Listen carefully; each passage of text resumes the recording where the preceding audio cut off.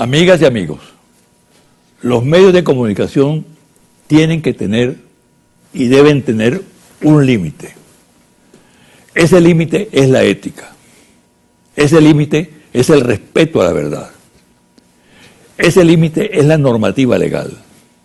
Los medios de comunicación no pueden estar al servicio de poderosos grupos económicos y sociales.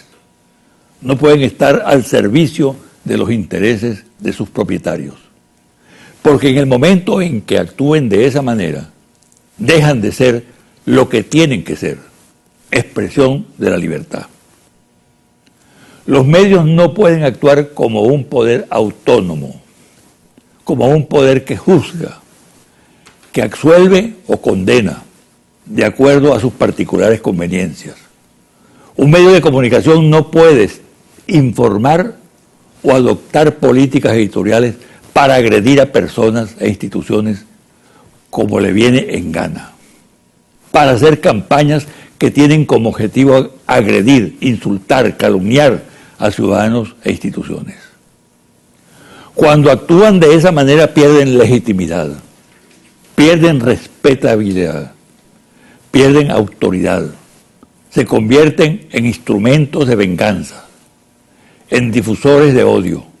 Es lo que hoy pasa en Venezuela, donde ciertos medios de comunicación se han convertido en partidos, en tribunas del desprecio, y dejan de ser espacio para el debate y la crítica responsables. Es decir, dejan de ser pilares fundamentales de una sociedad.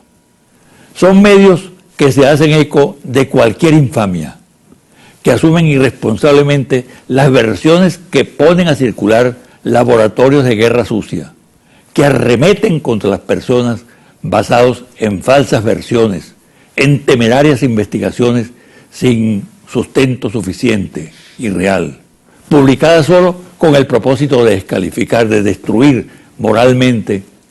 Sus actores acusan sin pruebas, apelando al chisme o a ollas podridas con la finalidad de destruir reputaciones. En síntesis, se trata de un periodismo de albañal que en principio agrede a personas, pero que sus metas son acabar con las instituciones y provocar la ruptura del orden constitucional. Se trata de un periodismo cuyos promotores y voceros pretenden que sus actuaciones estén protegidas por la impunidad, que los agredidos no se defiendan y que cualquier acción que se intente contra ellos sea calificada de atentado contra la libertad de expresión, como si la libertad de expresión fuera un derecho absoluto.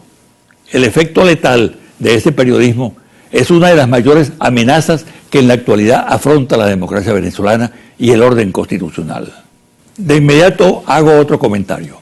El miércoles de esta semana el pueblo venezolano y la Fuerza Armada Nacional Bolivariana conmemoraron el 23 aniversario del 4 de febrero.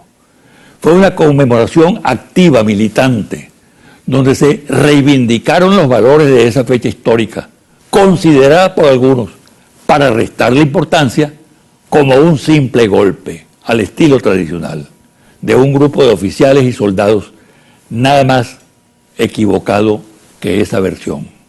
El 4 de febrero fue un golpe de opinión que recogió las ansias de cambio de la sociedad venezolana. Su líder, Hugo Chávez, con claro sentido de la historia y de lo que el país reclamaba, sentó ese día un precedente de dignidad y en un gesto insólito asumió la responsabilidad plena, absoluta de lo sucedido. Les agradezco su lealtad, les agradezco su valentía, su desprendimiento, y yo ante el país y ante ustedes asumo la responsabilidad de este movimiento militar bolivariano. A partir de ese momento, Venezuela fue otra. El pueblo se convirtió en protagonista, salió a la calle a rescatar valores y desde ese entonces no volvió a retraerse. El proceso que entonces se inició emprendió desde el gobierno una política de profundos cambios sociales, políticos, económicos, institucionales y culturales, por lo cual es acosado por factores de la derecha nacional e internacional. Pero la garantía de defensa de las conquistas del 4 de febrero es la alianza pueblo, Fuerza Armada, que cada día es más estrecha y férrea. Por eso la conmemoración del 4 de febrero se inscribe en la defensa de la patria, de la soberanía nacional, que es lo que cuenta. Una pausa y al regreso converso con Diosdado Cabello, presidente de la Asamblea Nacional y vicepresidente del PSUV.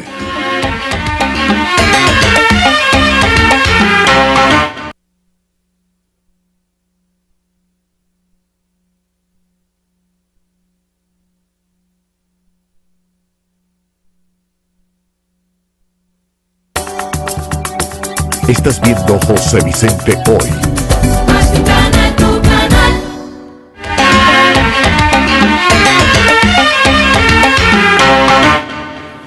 El invitado de hoy, Diosdado Cabello. Diosdado Cabello es presidente de la Asamblea Nacional, como ustedes saben, y además vicepresidente del PSUV, Partido Socialista Unido de Venezuela. Diosdado, bienvenido al programa. Muchas gracias, José Vicente. Siempre un placer, un honor estar aquí. Igualmente. Miércoles, esta semana que concluye, se cumplieron 23 años del 4 de febrero. Rápidamente vamos a recrear algunas cosas. Primero, ¿qué edad tenías tú? En abril cumplimos 28. En abril de ese año 92. Te estás quitando unos meses. Sí, 27 y pico. 27 y tanto. Mira, y el recuerdo más importante que tú tienes de ese día, de esa madrugada, así el que te quedó grabado. Cuando yo estaba instalando unas antenas por aquí, por el Colegio de La Salle. La colina. Ajá, arriba. Y me fui al fuerte a buscar a los otros compañeros. Porque mucha gente se rajó, no quiso salir al final, ¿no? Y cuando yo voy por la Valle Coche, veo unas cosas oscuras que vienen, un poquito y antes de llegar a la bandera sería. Veo unas cosas oscuras y vienen los tanques. Dije, sí, vamos.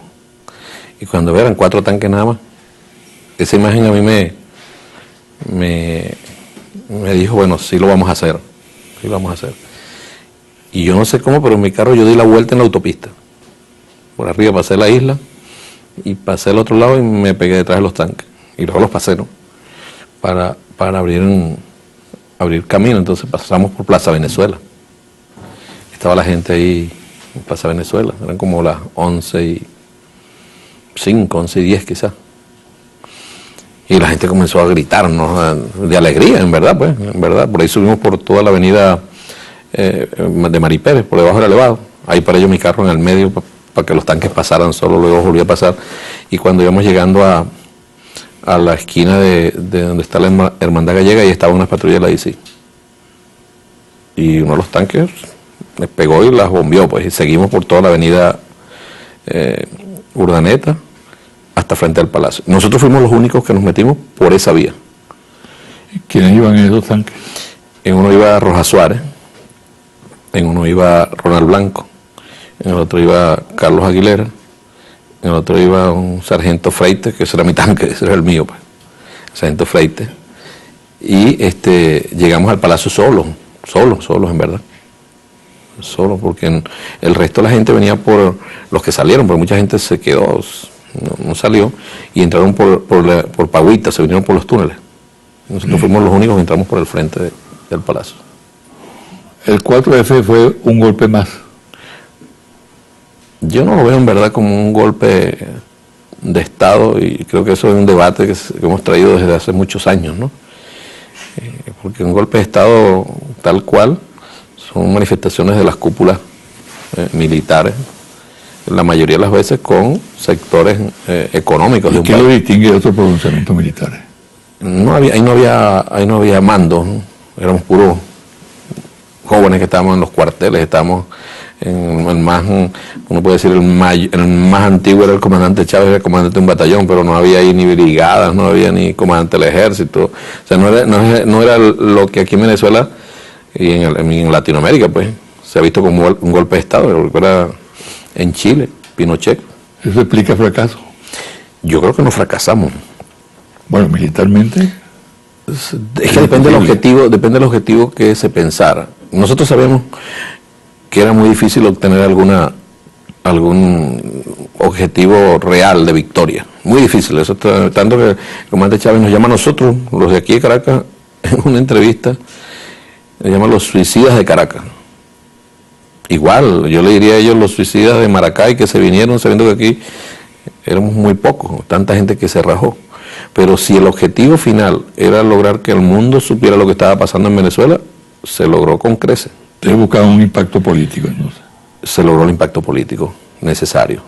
En un momento nosotros sabíamos que no había opción de triunfo y sin embargo salimos. Hubo un intento inclusive de paralizar la operación. Sin embargo ya compañeros como Hernández Beren ya había salido de San Juan de los Morros, estaban trabajando en un batallón en San Juan de los Morros. Y otros compañeros en el Zulia ya se habían movido, en Valencia se habían movido y no hubo manera de paralizar ya eso. Pero entonces, eso sería lo que distingue el 4 de febrero de los golpes tradicionales. Claro, es que además no había... Por ejemplo, la diferencia con el 18 de octubre.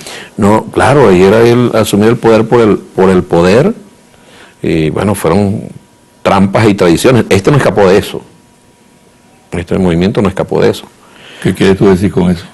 Bueno, porque dentro del mismo movimiento hubo algunos sectores que estaban planificando un evento aparte del comandante Chávez. Eso fue descubierto a tiempo, afortunadamente, y fue abortado. Los mismos sectores que en algún momento asumieron no reconocer el liderazgo del comandante Chávez, algunos de ellos, pues. Pero eso fue gracias a la constancia, creo, del comandante Chávez. El liderazgo de él fue solidificándose y consolidándose. Y cuando estábamos presos nosotros decíamos, bueno, menos mal que no triunfamos militarmente, ¿no? Porque en verdad ninguno de nosotros tenía visión de nada. A mí me preguntaron un día, ¿para dónde quieres ir cuando triunfemos? Y yo le dije, para la academia militar. Uno es soldado, ¿no? Yo quería regresar a la academia militar y enseñarle a los cadetes. Chávez decía que el 4 de febrero partió la historia de Venezuela en dos. Yo estoy convencido. Hay un antes y un después del 4 de febrero. Y creo que la sola presencia del comandante Chávez y el impacto que ha tenido en Venezuela no solo ratifica eso, sino que bueno, lo confirma con creces. Aquí uno puede hablar de, tú conocedor de la historia de presidentes de Venezuela y del comandante Hugo Chávez. ¿No es eso oculto de la personalidad? Yo creo que no, honestamente. A nosotros nos han señalado eso muchas veces, José Vicente. Pero el comandante Chávez se convirtió en un liderazgo no forzado, en un liderazgo natural, espontáneo. Orgánico. Sí, el comandante Chávez generaba eso, a veces hasta sin proponérselo. Había sectores de la oposición que se sentaban una vez a hablar con el comandante Chávez y antes no querían verlo y al final terminaban, aceptando que su propuesta político, económica, bueno, era la verdad. Cuando uno ve esto, José Vicente, de comparar, porque ellos tienen el tema de que el modelo fracasó. Yo tengo mi tesis contraria, por supuesto. Es reconocer el impacto que tuvo el comandante Chávez en este país. Y no solo en este país, esto fue un impacto aquí, pero eso se fue a toda Latinoamérica. Y ahorita en Latinoamérica hay una cantidad de gobiernos que tienen tendencia de izquierda, no de manera gratuita ni de manera fortuita. Creo que todo obedece a un desencadenamiento que tuvo su origen el comandante Chávez. Es nuestra percepción. ¿Qué erradicado de la política el 4 de febrero? Primero, creo que lo principal es que llegó un gobierno que no tenía compromisos con nadie, con ningún grupo económico, con ningún sector. ¿Tú recuerdas? El comandante Chávez, al principio, si se dio algo más fue por, y esto lo digo con responsabilidad, por ingenuidad que por otra cosa. No por convalidar algún tipo de grupo. Personas como, por decir algo, Alfredo Peña, pues que entrara al gabinete. El comandante Chávez se los dijo en una reunión, yo recuerdo, no sé si tú recuerdas un programa que había en un canal de televisión, que había una silla, qué sé yo, y le iban a entrar en la silla. Yo fui el otro día para allá con mi comandante, me tocaba, me estaba de guardia. Y ahí le hicieron ofertas de nombres para algunos cargos. Los cargos incluidos Conatel, el Ministerio de Finanzas, Banco Central, tal cual se hacía antes. Y el comandante Chávez, no, yo tengo uno para allá, no, yo tengo uno para allá, yo tengo aquel para allá. salió de ese laberinto. Bueno, luego vino, ellos se dieron cuenta que no era en juego y vino el golpe de Estado del 2002, que tú eres, bueno, uno de los baluartes de la revolución en ese momento, fuiste. Así como erradicó el 4 de febrero una serie de perversiones de la política,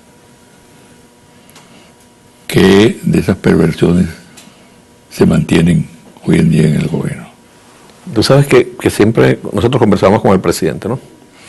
Y él él preguntaba, ¿cuál es la percepción de la corrupción, por ejemplo? Y tú buscas las mediciones y la medición está alrededor del 2 o el 3% de la gente que reconoce eso como un problema. Entonces le dice, no, mire, 2 o 3%. Yo decía, eso es muy grave. Porque la gente se acostumbró a vivir con la corrupción. Y la gente se acostumbró que hasta, bueno, para conseguir una entrevista hablan con el portero, con el otro señor y consiguen la entrevista con una persona. Asaltar las vías normales. Ocurre todavía cuando una persona llega y te dice, yo necesito una casa, en verdad la necesita probablemente, pero como esa persona hay una cantidad de compañeros y hay un procedimiento que tiene el Ministerio de Vivienda, Hábitat y Ambiente que debe cumplirse. Entonces la persona pone su necesidad tratando de obviar esos procedimientos. Entonces, a lo mejor lo necesita. Insisto en el tema de necesitarlo. Pero sería bueno que todos pasaran por el mismo procedimiento para que nadie vaya a sentirse que es más vivo que los demás. Y que consiguió una casa a uno necesitándola, o que le dieron una casa porque tiene un amigo tal o cual, porque alguien lo ayudó. Es quizás ese espíritu de la vieja costumbre de irse por el atajo. El comandante Chávez trabajó mucho en estos 15 años para generar conciencia. Yo creo que ahorita ese fruto se está recogiendo. Persisten algunos modos todavía que no nos acostumbraremos nunca, pero esperamos que sea el tiempo y el esfuerzo y la constancia la que nos ayude a desaparecer esos malos hábitos que no debemos tener los venezolanos.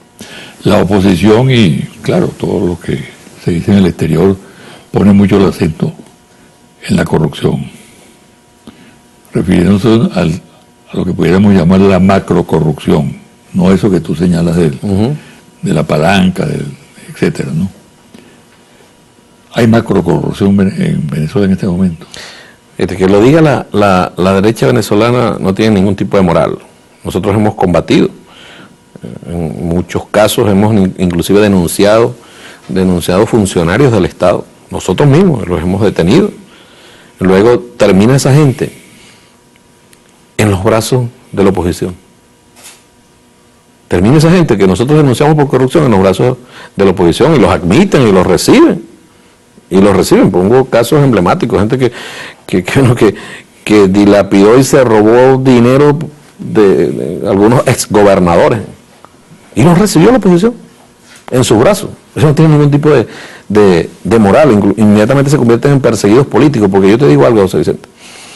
Si a un venezolano lo acusan de robarse una plata, este señor gobernador, alcalde, qué sé yo, ministro, se robó una plata, y esa persona dice, yo soy inocente, pero lo dice viviendo en Costa Rica, viviendo en Estados Unidos, viviendo en Panamá, viviendo en otros países, en Europa. O sea, ¿con qué plata vive allá? Es mentira que se robó los reales, se robó la plata. Y sin embargo, su conducta dice lo contrario, porque ¿cómo se mantiene una persona viviendo en Costa Rica cuerpo de rey? En España cuerpo de rey. Entonces es verdad que se robó la plata, no es ningún perseguido político. Entonces, esa gente normalmente termina abrazada por los sectores de la oposición. Y los aceptan en sus reuniones, y suman, y además aportan plata para las campañas. Los banqueros, una muestra de los banqueros. Los banqueros terminan siendo perseguidos políticos, según ellos, porque son los que le dan la plata.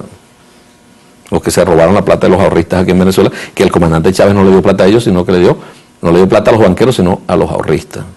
Entonces la oposición no tiene ninguna moral. Nosotros del PSUV hemos denunciado 5 alcaldes, y con juicio abierto. Y ahorita estamos preparando la denuncia de, creo que son 3 más, que han incurrido en esa mala práctica, de manera que nosotros hemos hecho un gran esfuerzo. ¿Cuándo? En la Cuarta República. Yo ayer presentaba, tú denunciaste muchas veces eso en tu programa hace algún tiempo, aquel caso de los tanques.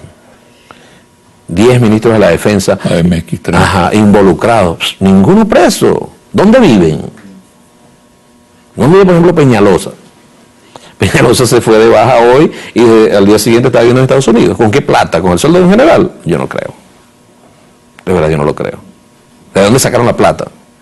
Ahora tú ves ahorita un general de la revolución y lo ves gobernador de un estado. Trabajando por su pueblo, siguen trabajando por su pueblo. A Rangel Silva en Trujillo, a García Carnero en Vargas, o a Mata Figueroa por allá, o ves a Carrizales en Apures, o ves a Bielma en Táchira, o ves a Castro Soteldo. Se quedaron aquí, no tienen nada que andar huyendo por ningún lado. Entonces, ¿esta gente dónde están? Unos nombres rimbombantes. Yo vi los nombres, me dio pena, porque no sé si algunos habrán fallecido, pero jamás y nunca les hicieron nada. Nunca, nunca, hasta al juez de la causa. Yo creo que en una entrevista yo saqué en el programa, el comandante Chávez denunciaba que lo habían, de la Corte Marcial, lo habían destituido porque intentó investigar. Abogado Velázquez, no sé si recuerdan. Sí. Que era comandante. Otro tema, la amenaza contra la nación, contra la patria, contra el Estado venezolano. ¿Qué hay detrás de eso?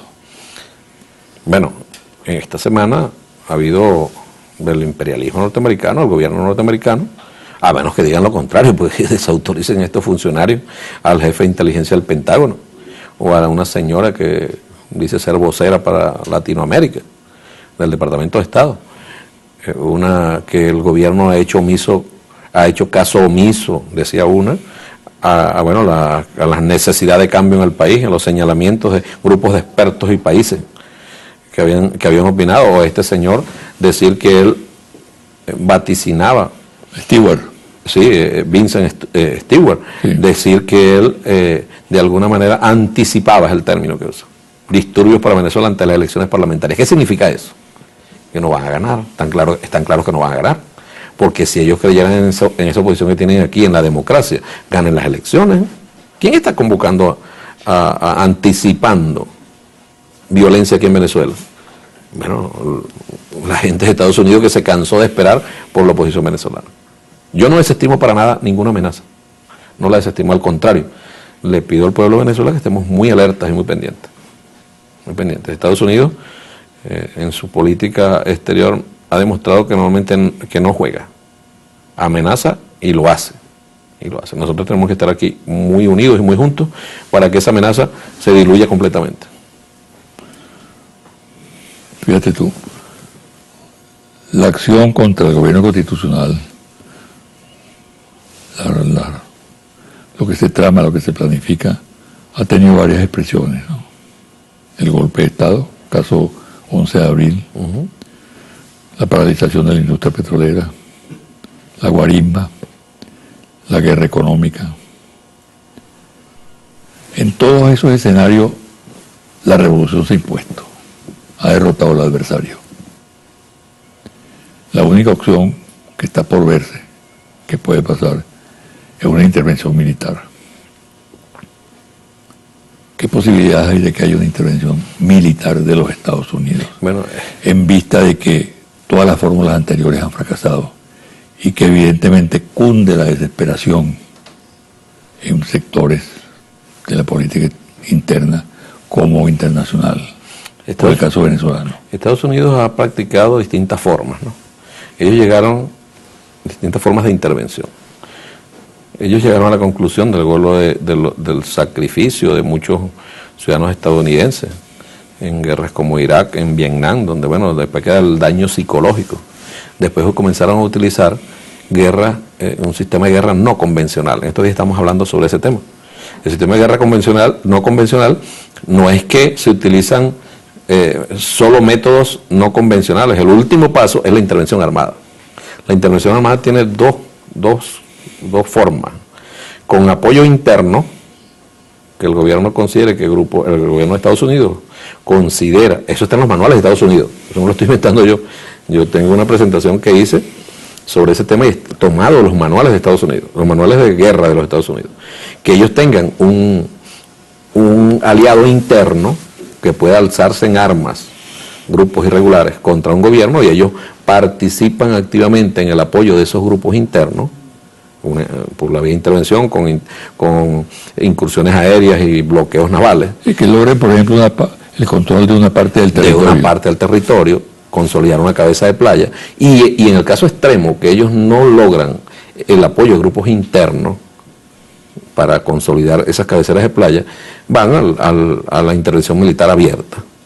Intervención militar abierta, que normalmente van por la vía de contratistas, por soldados, que tú sabes que normalmente los que van a estas cosas son soldados latinos, de las minorías negras, de los grupos raciales totalmente. Los mandan a la muerte. No solo la muerte de enfrentarse con un soldado, sino la muerte posterior por el impacto que tiene la guerra sobre ellos. El 20% de los suicidios de Estados Unidos tiene que ver con veteranos de guerra, gente que estuvo en las guerras. De manera que la intervención militar no es un elemento aislado, no, eso está dentro de los métodos de guerra no convencional, y es la cuarta fase de un método de guerra no convencional, aplicada en otros lugares. En otros lugares a veces ellos se han desesperado, creen contar con grupos generadores de violencia a lo interno para apoyarse. Esos grupos no existen. Eso podría ocurrir en Venezuela, porque imagínate esto, una señorona de esto, o a un niño de su casita con un fusil en el monte.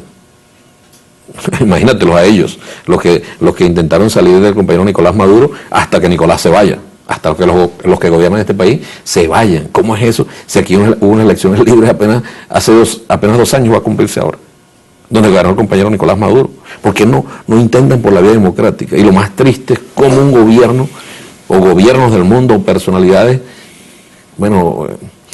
bien desprestigiadas en el mundo, como estos expresidentes que trajeron para acá, vengan a hablar de derechos humanos en Venezuela, de la violación de derechos humanos en Venezuela, de la persecución cuando ellos en sus países hicieron un desastre, y que esa gente venga a apoyar un intento de golpe de Estado en Venezuela y aspire que nosotros nos quedemos callados y no digamos ni hagamos nada.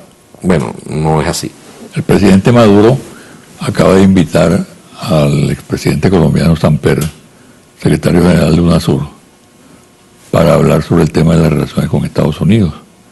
Ya hubo una declaración un poco destemplada de un funcionario norteamericano diciendo que ellos no estaban aceptando intermediarios, ¿no? La arrogancia propia. Pero que estarían dispuestos a conversar directamente con el gobierno venezolano. Bueno, pero es que el presidente Maduro, José Vicente, les envió un mensaje contundente. Es más, creó una comisión de alto nivel, donde puso este servidor que está aquí, este humilde servidor, lo puso a encabezar esa comisión de alto nivel para hablar con el gobierno de Estados Unidos y tratar de regularizar las relaciones. Olímpicamente eso fue ignorado, ni siquiera la tocaron el tema. Ni siquiera tocaron el tema. Nosotros estamos dispuestos, claro, pero hablar iguales. ¿Y por qué ellos reclaman que no quieren UNASUR? Porque es un mecanismo de integración regional.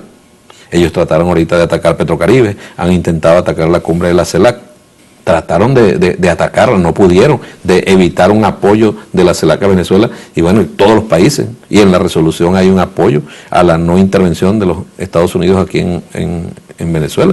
Yo creo que si ellos quieren hablar, el compañero Nicolás Maduro ha sido muy claro, nosotros estamos a la orden para hablar, siempre, pero no nos van a venir a hablar aquí, y por detrás están entregándole plata a los grupos de aquí para la desestabilización, por la vía de la ANEC, de la USAID y todos los organismos que ellos tienen para desestabilizar gobiernos y países en todo el mundo.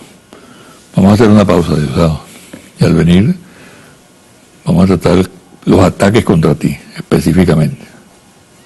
Te has convertido en el centro de los ataques y de las más pérfidas maniobras de ataque personal. Hablaremos.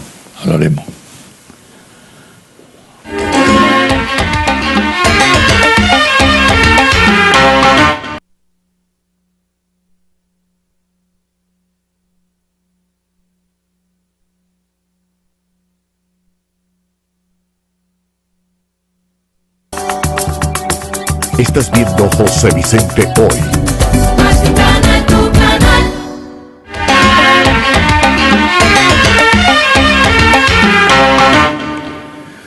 Diosdado, los ataques contra ti, ¿tú te los esperabas? Sí, en verdad sí. Tú tienes el pellejo muy duro. Que ya en estos ataques contra mí tienen 15 años, duros, ¿no? Duros, muy duros. Muy duros. El comandante Chávez hacía un símil un poco popular, pero símil al fin, ¿no? Que él decía que él era como el Mingo en el juego Bolas Criollas. Sí. Todo el que estuviera al lado de él, le iban a meter un boche, tirarle un boche. Hay que aguantar esos boches. Hay que aguantar esos boches. Nosotros, yo lo esperaba, y siempre lo espero, José Vicente, porque yo creo que tienen alguna razón. Cuando digo de razón, digo del ataque desde el punto de vista de la acción. Tiene que ver con que yo no me voy a apartar de lo que yo pienso, de lo que yo creo. Imagínate que yo hubiese el 11 de abril conciliado o llegado a un acuerdo con la derecha venezolana cuando el golpe de Estado. Me adorarían. Hubiesen cesado los ataques contra mí del sector de la derecha. Por supuesto me hubiese ganado el repudio del pueblo. Me hubiese ganado el repudio del pueblo y ante eso, por supuesto, prefiero el ataque de la derecha constante de todos los días. Y ellos lo saben, yo los he enfrentado, los voy a seguir enfrentando. No le he caído en ningún chantaje de ellos porque esos ataques tienen que ver con inmovilizar a uno, paralizarlo, ¿no? Y ahí tú lo dices, el tiempo y, bueno, todos estos años nos ha dado alguna experiencia para aguantar esos ataques. Pero tú te imaginaste que venían por esa vertiente. Fíjate que acusarte de una cosa tan asquerosa como él. Nunca me habían acusado, a mí me han acusado muchas cosas, ¿no? Sí. Aquí, muchas cosas. Yo estaba riéndome temprano porque aquí decían que muchos de estos negocios intervenidos eran míos, hasta hace poco. Y ahora, que ha habido necesidad de confrontarlo, bueno, yo me siento que me está defendiendo la derecha ahora, porque siguen siendo míos, porque nadie ha dicho lo contrario. Estas grandes cadenas que se han sido intervenidas.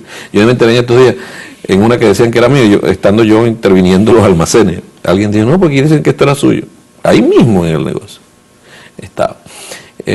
Me han acusado muchas cosas. De repente sale esta acusación que no tiene otra cosa que de su perversidad, es el expediente contra Venezuela, contra la revolución. Ellos han intentado, sin éxito hasta ahora, hablar que Venezuela es un estado forajido, un narcoestado, y de repente viene una denuncia de este tipo. Cosa muy rara. Forjada en el escritorio de Roger Noriega. Roger Noriega está metido en esto con dos venezolanos. Que rebotan en el ABC de Madrid. Están dos venezolanos aquí, estos aquí. No el que se fue para allá, no, dos venezolanos. Aquí, muy activos ellos. Pero muy extraño que una cosa tan secreta, José Vicente, vaya a sacarlo del ABC de España, ¿no? Y un supuesto testigo protegido no significa protegerlo, no exponerlo. O sea, protegerlo, inclusive hasta le cambian, ¿cómo se llama? La identidad a muchos testigos protegidos. Entonces, ¿cómo es que un testigo protegido llega y lo lanzan a los leones? Y cuando digo que lo lanzan a los leones, es porque ponen su nombre, su apellido, lo que hizo, lo que no ha hecho, le ponen a decir mentiras que van inclusive a decir lo suficiente que el comandante Chávez no murió el 5 de marzo, sino el 30 de diciembre. Y uno dice, ajá, y la foto del 14 de febrero, que salió con María y Rosa, con el periódico del día, en ese momento. ¿Sus hijas se prestarían por una cosa de esta? ¿Sus hijas se prestarían? No, jamás, como, pero bueno, esas son las mentiras. ¿Verdad? Entonces nosotros hemos pedido, en este caso en particular, pruebas. Porque en política, tú sabes, con toda la experiencia que tú tienes, en política hay acusaciones de acusaciones que se las lleva el viento en un instante, pero a veces hay que sentar precedentes. Yo soy muy delicado con el tema. ¿Qué vas a hacer tú? De la violación de derechos humanos. Soy bien delicado con eso, porque nosotros vimos cosas durante años y leímos cosas, esos testimonios tuyos y de defensa de los derechos humanos y de apoyo a las familias perseguidas y asesinadas. Y con el tema del narcotráfico, es asqueroso. Con el tema de los derechos humanos, aquí un periódico sacó un artículo diciendo que yo había dicho supuestamente que, escúchame, que así lo dijeron y lo corrieron, que al que no le guste la inseguridad que se vaya a Venezuela. Lo pusieron. Yo actúo legalmente, porque yo no persigo a nadie, yo no asesino a nadie, yo no desaparezco a nadie, que es lo único que me queda es la ley. Entonces yo he anunciado para este caso, porque un funcionario que ejerce cargos públicos seguramente lo van a acusar de corrupto en cualquier momento. Bueno, ahí está la instancia, ¿para qué? Para que se encargue de revisar si administró bien o no administró la plata bien, y la Contraloría y la investigación, todo lo que quiera. Eso es más una denuncia política que otra cosa. Pero en este caso es una cosa perversa. Entonces yo he anunciado acciones judiciales contra el diario ABC de Madrid, por la noticia que dio. Ellos tendrán que, yo no sé si la justicia española funciona, pero yo voy a hacer lo que puedo hacer. O sea, yo no puedo irme para allá ¿cómo se llama?, hacer otra cosa que no sea actuar en base a la justicia. Porque ellos dicen que yo soy supuestamente un jefe, o el jefe de un cartel de narcotráfico. Luego esa noticia, como quien no quiere la cosa, es reproducida aquí en Venezuela. Reproducida. Porque esa es la trama, pues. Reproducida y además, aumentada. Además con editoriales sobre el tema. Con editoriales sobre el tema. Sí, ya no es la información, sino la línea de ataque editorial. Sí, y es una cosa de ataque. Entonces yo he dicho que contra eso también me voy a defender. Yo tengo familia. Yo no sé si a estas personas les interesa su familia, pero yo tengo familia. Y esto genera en la familia y en este caso en la población venezolana, bueno, una incertidumbre. Entonces yo firmé un poder donde designó unos abogados para acciones legales contra los dueños y miembros de la Junta Directiva del Nacional, dueños y miembros de la Junta Directiva del Nacional, dueños y Junta Directiva de La Patilla, dueños y Junta Directiva de tal cual. Porque ellos se hicieron eco inmediatamente. A mí no me van a decir, José Vicente, no, nosotros estamos reproduciendo lo que dijo ABC de Madrid. Eso es tu problema, eso no es problema mío. Tú estás diciendo y estás cometiendo una infamia contra una persona, en este caso soy yo. Y no me queda otra por mi honor, por la moral, por la dignidad, inclusive por nuestro pueblo, que actúa legalmente. Mañana dirán que son perseguidos. El mismo Papa Francisco, dijo que si un amigo de él, periodista, se mete con su mamá y le da un golpe. El Papa Francisco, le da un puñetazo, esa es la expresión, algo así dijo. Es la libertad de expresión, está bien, pero aquí se está abriendo paso a una teoría de que la persona que está expuesta permanentemente a la actividad pública, etcétera, no tiene vida privada. Eso es un sí, pero no. Yo no estoy de acuerdo con eso. Desde el punto de vista de que pueden decir Diosdado Cabello cumplió años, pero de ahí a destruir a Diosdado Cabello y acusarlo de... Cuando digo Diosdado Cabello digo cualquier persona. Acusarlo de jefe de un cartel. Después se fue el editor o el dueño del Nacional, se fue a Madrid y allá le preguntaron, qué cosa tan absurda, ¿no? Le preguntaron, mire, ¿y usted cree que Diosdado Cabello es el jefe del cartel de Los Soles? Él dijo no. Que eso tiene muchos jefes, o sea, es una cooperativa, me imagino, algo de eso, ¿no? Pero es absurda la acusación. Y yo en eso, José Vicente, yo soy extremadamente firme. Yo me reuní con mi familia y dije, voy a proceder legalmente, y de ahí no me saca nadie. Pero eso es lo que nadie.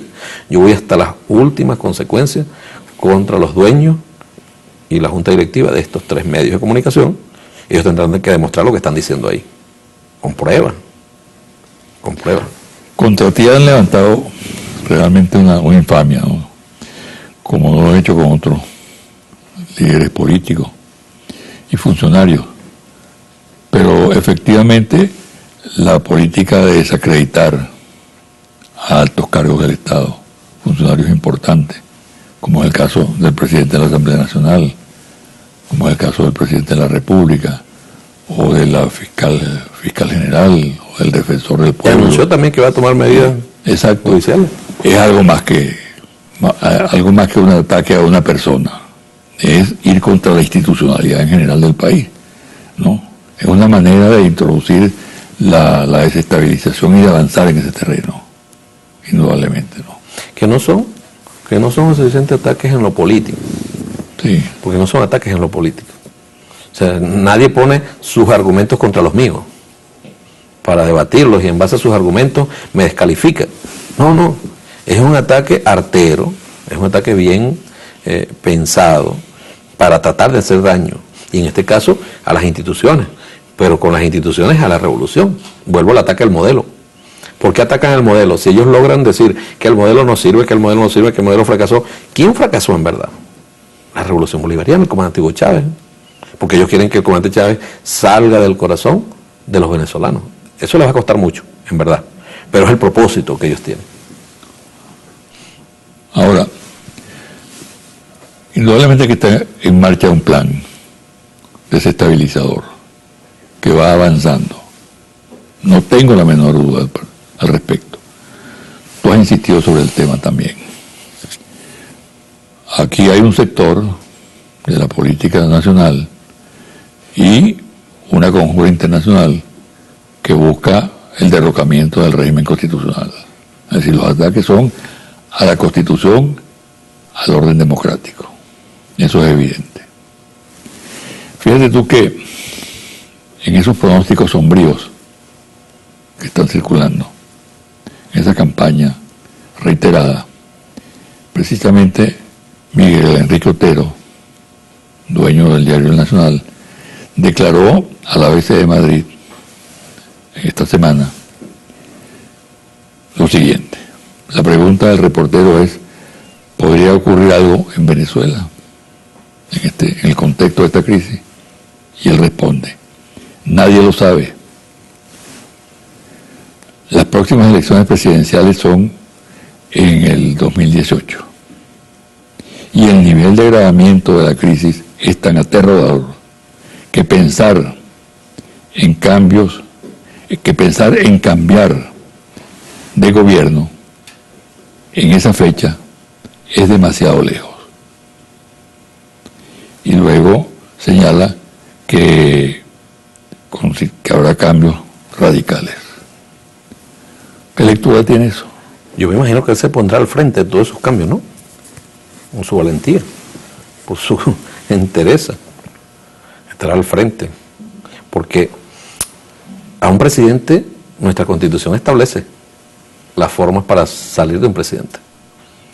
Un referéndum revocatorio está contemplado en la Constitución. A mitad de periodo, establece tal cual. Bueno, eso es una cosa que está en la Constitución. Nosotros no nos podemos negar a eso. A lo que sí nos negamos es un golpe de Estado. A lo que nosotros nos podemos negar es que, utilizando una vía extraconstitucional, quiera salirse el presidente de la República. Por ejemplo, por decir una, no, vamos a ganar la Asamblea Nacional para salir del presidente de la República, reducirle el mandato. Eso no aparece por ningún lado. O vamos, cuando yo me imagino que está pensando en un golpe de Estado. Y por eso creo, o digo que a lo mejor él estará al frente de esa operación y la dirigirá. Y será muy valiente al estar al frente. O él solo va a poner el casquillo. Solo va a poner, mátense otro que después vengo yo. Para que salgan estudiantes, para que salgan trabajadores. Que yo tengo mi duda, una duda total y absoluta, que eso puede ocurrir. Más tengo la certeza que eso no va a ocurrir. ¿Tú crees firmemente, Diosdado, que está garantizada la estabilidad democrática? Yo estoy seguro de eso. Sí. Eso no descarta, ojo, eso no descarta algún tipo de intentona, un oficial por allá. Fíjate que eso es un intento de desestabilización. Aquí la derecha venezolana, ¿a ti no te parece sospechoso?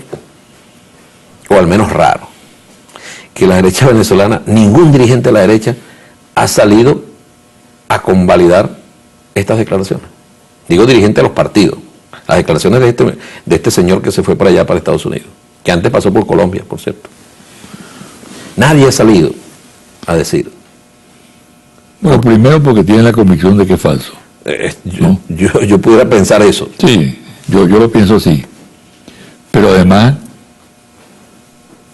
no dicen nada porque de esa manera corre la versión desestabilizada. Claro. Y permite que eso ruede, pero ninguno tiene el valor de decir, así no se puede hacer política. Exacto. ¿Qué hizo el Libertador cuando firmó el decreto de regularización de la guerra? Dijo, así no se puede hacer la guerra. O sea, como la hacía Bowe, que donde llegaba, después de una victoria, fusilaba a todo el mundo. Y tuvo una respuesta del Ejército Libertador que hacía parecido. El diezmo, después de 1 por 5, que cada 5 uno es ajusticiado. Hubo una respuesta. Entonces, ¿qué dijo Bolívar? ¿Qué dijo Bolívar? No, así no podemos seguir. La grandeza de Bolívar. Vamos a regularizar la guerra. Y Morillo dijo, estuvo de acuerdo para regularizar la guerra. Aquí no, aquí la derecha debe decir, así no, aquí no se hace política así. Dejémonos de esto. Vamos a hacer política de verdad, vamos a convencer a la gente, vamos a ganar una elección. Pero ellos siempre están... mira, hay un señor que se llama Vivas Perdón, en general. Ese tipo dice cada cosa. O el señor Franceschi o Carratú dicen cada cosa. O Orlando Urdaneta dicen cada cosa. ¿Y tú crees que aquí hay uno de la oposición en Venezuela que se desmarque de ellos, José Vicente? No hay ninguno se desmarca. Porque ellos es decir cómo le saco yo provecho. Y si pasa esto, ¿qué hago yo? ¿Voy a quedar por fuera? Quizás aquí ha habido algunas muestras de ese desprendimiento político. Hace algún tiempo, Eduardo Fernández, ¿te acuerdas? Cuando el caso de Pérez, que había en el 2000, en el 92, era el principal adversario. Y dijo, no, vale, yo no estoy de acuerdo con eso. Y respaldó a Pérez y se le pasó la aplanadora de la historia. Caldera se aprovechó del discurso nuestro y llevó a presidente.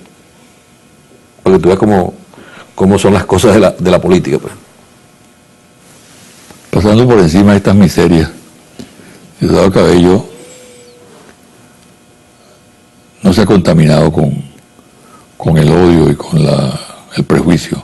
No. Y por tanto, ¿tú eres un hombre pesimista o optimista? No, muy optimista. Yo de verdad, uno no tiene corazón para odiar a nadie. O sea, Vicente, yo no sé cuántas personas, y aquí discúlpame esto, uno ha ayudado desde el punto de vista médico. De operaciones, de materiales, de qué sé yo, exámenes, tratamientos. Y a ninguno, jamás le hemos preguntado a qué partido pertenece. Y cuando digo yo, es que han venido por mi vía. Por mi vía. Es la revolución que los ayuda, en verdad. Pero bueno, han entrado por mi vía. Jamás le hemos preguntado a alguien de qué partido pertenece. Solo que necesita ayuda, para nosotros es suficiente. Es más, algunos le hemos ayudado y admiten. Esa señora, por ejemplo, mira, esa señora que atacó a Gabriela Ramírez, su hijo fue operado en el Hospital Cardiológico Infantil. Y a ella nadie le ha reclamado y su hijo sigue con su tratamiento. Nunca nosotros vamos a utilizar la venganza para tratar de perjudicar a otro venezolano. Ahí hablaríamos un poco como Tomás Jorge, pues. Venganza será que sus hijos y nuestros hijos puedan vivir en paz y en tranquilidad. No tenemos odio contra nadie. No nos amargamos la vida con odio. No nos amargamos la vida con odio, al contrario. El chavismo es alegría. Está prohibido odiar en el chavismo. Una cosa es bien clara, que uno toma esto con mucha seriedad. Yo la política la tomo con mucha seriedad. Y trato de hacerlo en consecuencia, pero eso no significa odiar a nadie, ¿no? A nosotros nos han criticado en la Asamblea, pero ¿qué hubiese pasado en la Asamblea si nosotros hubiésemos permitido aquella irresponsabilidad del sector de la oposición? No reconozco a Nicolás Maduro como presidente. ¿Cómo llegaron ellos allá? No lo reconozco. Por un desadaptado que perdió unas elecciones y llamó a asesinar a venezolanos y venezolanas. Juego democrático. Es lo que le pasa al señor Stewart. Ellos no creen que la oposición venezolana sea capaz de ganar una elección, por eso están anticipando violencia en Venezuela. Ojalá que él se equivoque. Nosotros quisiéramos que se equivocara. Ojalá. Muchas gracias. No, gracias. Mucha suerte. No, siempre para mí venir a que una entrevista es una enseñanza. Una enseñanza. Bueno, muchas gracias. Tu figura acompañando a los perseguidos de la Cuarta República. Pasarán años y años. Y será tu principal legado, pues, tu firmeza para defender a los que siempre estuvieron atropellados. Bueno, muchas gracias, bueno. Sigue adelante. Gracias. Una pausa y al regresar los confidenciales.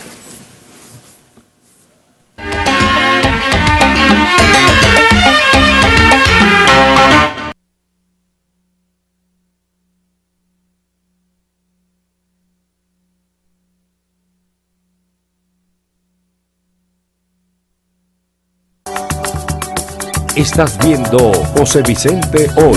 Mexicana, tu canal. Y ahora los confidenciales. Cada día que pasa se acentúan las diferencias en las posiciones de Ramos Ayú, Ledesma, María Corina, la gente de López, el MAS y otros sectores. Son diferencias irreconciliables, razón por la cual se considera que la MUD como tal es inútil, que muestra una imagen de falsa unidad y que la consecuencia que deriva de tal hecho es la parálisis, razón por la cual es mejor sincerar la situación, señalan voceros de esa alianza, y que cada quien marche con su política, la someta a debate y más adelante se busquen acuerdos prácticos. Formando parte de la campaña contra Venezuela, se producen informes de inteligencia de empresas dedicadas a esa actividad en los que generalmente se recogen chismes y versiones distorsionadas. Es el caso de Strategic Forecasting, más conocida por el acrónimo Stratfor, especialidad en servicios de inteligencia y espionaje, los cuales publica diariamente a través de un informe de inteligencia. En las últimas entregas, la agencia pronostica un golpe de Estado en Venezuela. Entre los potenciales conspiradores estarían unidades de las Fuerzas Armadas y bandas paramilitares ligadas al chavismo y conocidas como los colectivos. Expresa la firma en un informe titulado Guía Analítica, considerando un golpe de Estado en Venezuela, es el título. En una parte del informe, elaborado a base de informaciones que evidentemente obtiene en fuentes de la oposición venezolana, se señala lo siguiente, comillas, el que las fuerzas del orden continúen siendo leales al gobierno es otro factor que podría sellar la eventual suerte de Maduro. Maduro logró contar con la Guardia Nacional y el respaldo de los colectivos el año pasado para contener las manifestaciones de protesta emprendidas por el movimiento estudiantil. Léase guarimbas. Confidencial al cierre. Monitor País, Interlaces, confidencial reporte ejecutivo. Ficha técnica, 1.200 entrevistas en todo el país del 21 al 27 de enero 2015. Resultados. Evaluación de marcos de interpretación.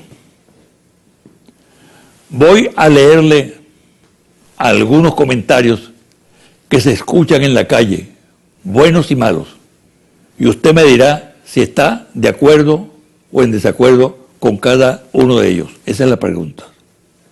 ¿Usted estaría de acuerdo o en desacuerdo con quienes dicen que hay que llamar al diálogo y a la unidad de todos los venezolanos como una manera de resolver los problemas del país?